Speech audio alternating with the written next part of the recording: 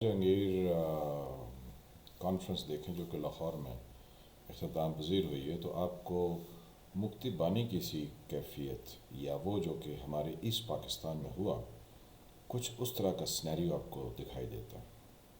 لیکن مجال ہے جو اس قوم کے مختلف افراد اور مختلف گروہ جو اس ملک کے اقتدار پر قابض ہیں، ان کے اندر رتی برابر بھی سوچنے کا عمل شروع ہوا ہو، یا وہ اس پر سنجیدگی سے غور کرنے کے لیے تیار ہوں کہ ان کی طرف سے اتنی جو لوگوں کے خلاف زیادتیاں ہو رہی ہیں وہ کسی حد تک نہیں ہونی چاہیے، یا وہ بالکل بھی نہیں ہونی چاہیے۔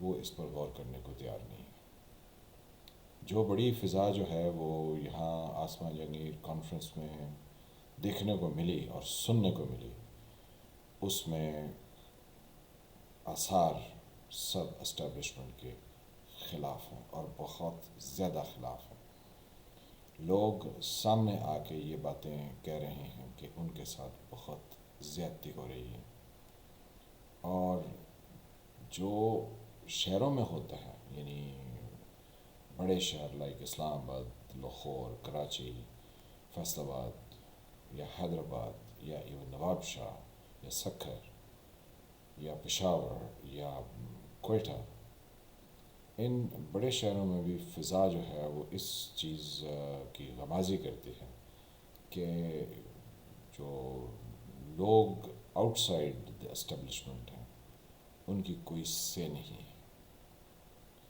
یہ جوڑ جو ہے، یعنی یہ جو لڑائی ہے، یہ بہت تیز دھارے پر پہنچ رہی ہے اور بہت قوت کے ساتھ پہنچ رہی ہے۔ لوگ نہ تو کسی کا نام لینے سے ڈرتے ہیں، لوگ نہ تو، کیونکہ کہتے ہیں جب ظلم بڑھتا ہے تو مٹ جاتا ہے۔ جو لوگ آج نام لے رہے ہیں ان پر آپ نے اپنا تسلط اس قدر بڑھایا کہ وہ نام لینے پر مجبور ہو گئے۔ لیکن جو یہاں کانفرنس منعقد کرنے والے تھے ان سے بھی کہیں نہ کہیں کچھ نہ کچھ کہہ لیں کہ ان سے بھی جھول ہوئی ہے، ان سے بھی کچھ غلطیاں ہوئی ہیں۔ سب سے بڑی غلطی تو یہ ہے کہ انہیں نواز شریف صاحب کو فورم مہیا نہیں کرنا چاہیے۔ میں نواز شریف صاحب کی تقریر کے اگینسٹ یا ان کے خیالات کے اگینسٹ بات نہیں، یہ نہیں میں کہہ رہا۔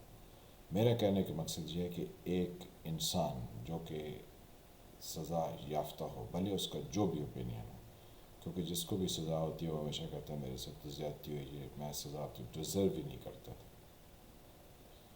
تو وہ جب اس ملک سے چلے گئے ہیں اور پھر واپس نہیں آ رہے ہیں اور وہاں سے بیٹھ کے وہ سیاست کر رہے ہیں، تو انہیں ایسا فورم مہیا نہیں کیا جانا چاہیے تھا۔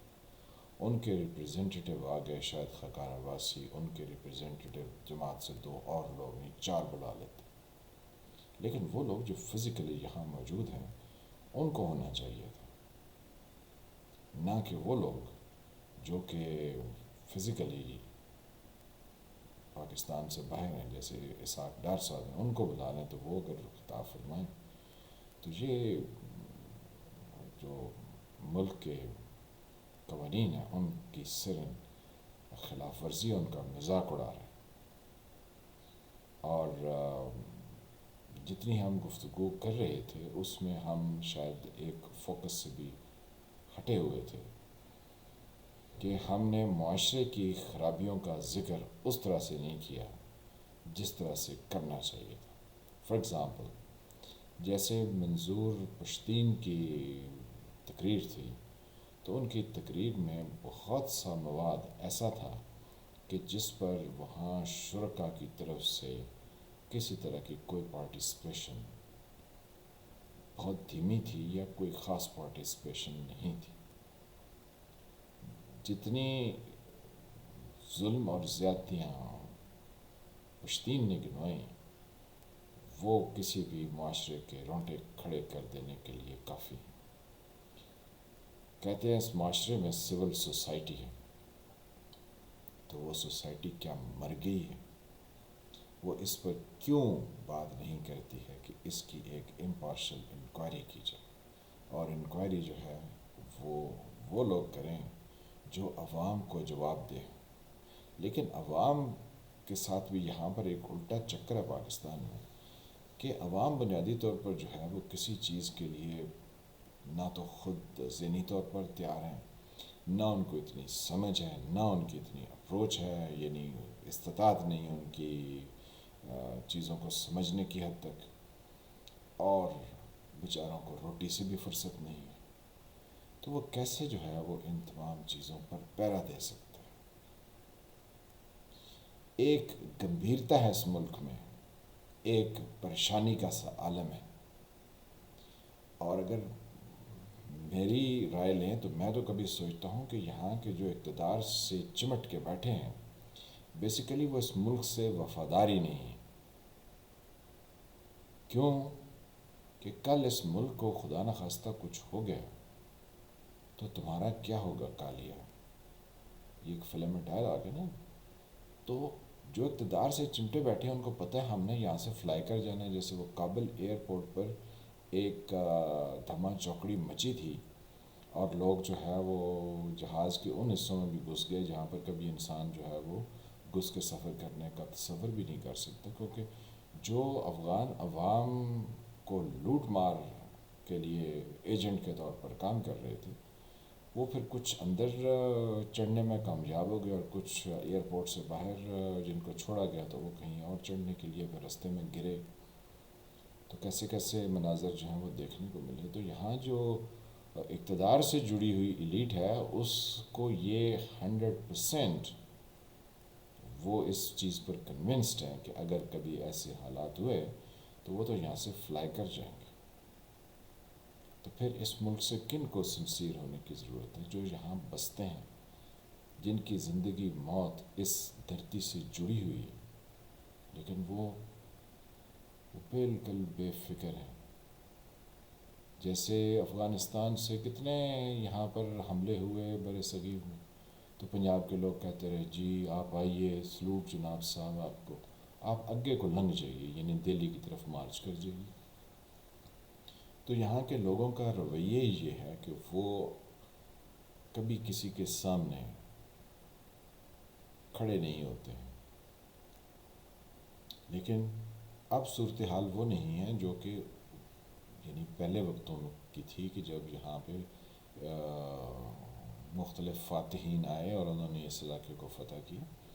اب اگر کچھ اس علاقے کے ساتھ خدا نخواستہ ہوتا ہے تو یہ ایک بہت بھیانک صورتحال ہوگی. تو ہمارے جتنے بھی پارٹیسپینٹ تھے ان میں دوسرے کے کندھے پر بندوق رکھ کے چلانے کا شوق نمایاں تھا، اپنا کندھا کسی نے پیش نہیں کیا. تو یہ بھی ہماری سیاست کی اور ہمارے ملک کے ہمارے معاشرے کی یہ بھی ایک بڑی جو ہے نا وہ خصلت ہے کہ یہ خود کچھ نہیں کرتا، یہ دوسروں کے کندھوں پر بندوق رکھتا ہے. جیسے کہ بہت سارے لوگ کہہ رہے تھے کہ یہاں کی جو پولیٹیکل کلاس ہے وہ عدالت کے کندھے پر بندوق رکھ کے کہتی ہے آپ فیصلے کر کے کھڑے ہو جائیں. تو صورتحال بہت گمبھیر ہے اور بہت نازک ہے. جو مشرقی پاکستان میں یعنی ایسٹ پاکستان میں 71 سے پہلے جو حالات تھے اسی کی باز گشت، وہ ہم پڑھتے تھے باز گشت، تو یہ ہم سن رہے ہیں. دونوں میں کوئی خاص فرق نہیں. ملک کے سنجیدہ حلقوں کو اس پر گفتگو کرنے کی ضرورت ہے اور اس کا حل تلاش کرنے کی ضرورت ہے. ہمیشہ آپ سے کہتے ہیں یہاں کچھ نہ کچھ ہوتا ہے اور پھر ہوتا ہی رہتا ہے. تو جناب اللہ آپ کو اپنی حفظ و امان میں رکھے. ملتے ہیں کسی اگلے موضوع کے ساتھ. لیکن یہ جو پشتین نے دردناک منظر کشی کی ہے یہ دل دہلا دینے والی ہے. سوچیے گا. ملتے ہیں کسی اگلے ٹاپک میں، تب تک کے لیے خدا حافظ.